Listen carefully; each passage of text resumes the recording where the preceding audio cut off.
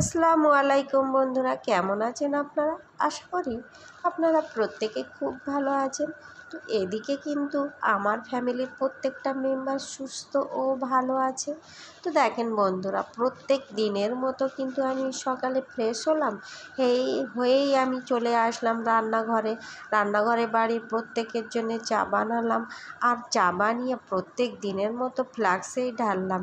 কিন্তু প্রত্যেক দিন দেখায় যে আমি ফ্লাক্সে চা ঢালছি, কিন্তু কেন সেটা তো অবশ্য আপনাদের বলেনি যে চায়ের কাপে চা না ঢেলে আমি ফ্লাক্সে কেন ঢেলছি।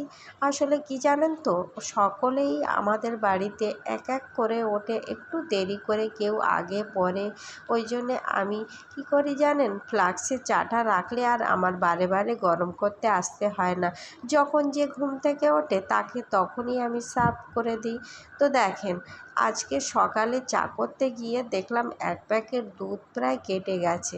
তো ওটাকে আমি ছানা বার করলাম, ছানা বার করে ওটাকে চিনি দিলাম, দিয়ে বেশ ছানা মিষ্টিটাও হয়ে গেল। তো ওটাকে ছেলেকে দেব, ছেলে সকালের নাস্তা ওটাই থাকবে আজকে।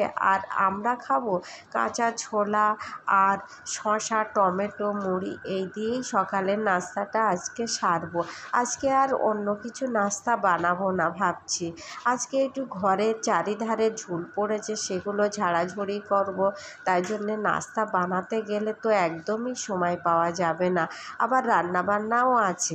এদিকে আপনাদের দাদাভাইকে ডেকে দিলাম। আপনাদের দাদাভাই ঘুম থেকে উঠে মাত্রই বাজারে চলে গেল।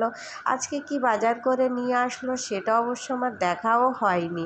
মাকে বললাম যে দেখো কি বাজার করে নিয়ে আসলো, মার কাছে শুনতে পেলাম, মাকে জোরে জোরেই জিজ্ঞাসা করলাম।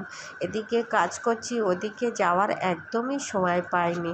তা মা বলল মাংস নিয়ে আসলো। আমি বললাম আজকে মাংস আর কোনো কষা বা রান্না করব না, আজকে মাংসটাকে আলু দিয়ে ভাজা ভাজা করব আর ডাল রান্না করব। আজকে এদিকে অন্য কাজ করছি, তো ওদিকে রান্নার দিকে একটু হালকা কিছুই রান্না করব। ভাজা করতে গেলে তাড়াতাড়িই হয়ে যায়, কিন্তু রান্নাটা করতে গেলে একটু দেরি হয়। আর মাংস ভাজা আমাদের বাড়ির কিন্তু প্রত্যেকেই ভালোবাসে।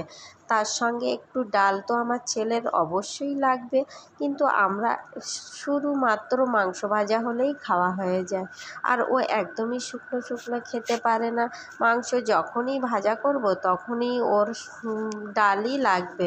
তো চারিধারে ঘর ঝাড়াঝুড়ি করে নিলাম। আর আমার অ্যালার্জির সমস্যা আছে, এর আগেও বলেছিলাম, কিন্তু একদমই আপনাদের দাদাভাই সময় পাচ্ছে না, তাই আমাকেই ঝাড়তে হলো। এদিকে ঝাড়তে গিয়ে দেখলাম যে আমার শিউলি ফুলটির যে ফুলদানিটা ছিল বা সেটা দেখলাম প্রচণ্ড ঝুলো পড়েছে। সেই জন্যে আমি ওটাকে কলের ধারে নিয়ে এসে ভিজিয়ে দিলাম। ভিজিয়ে না দিলে ওটা একদমই ময়লা উঠবে না। যতক্ষণে আমি ভিজিয়ে রাখবো ততক্ষণ তারপর মধ্যে আমি রান্নাবান্নাও করে নেব। রান্না করে এসেই গোসলের আগে এটাকে পরিষ্কার করে ছাদে দিয়ে আমি তারপরে গোসল করতে চলে যাব।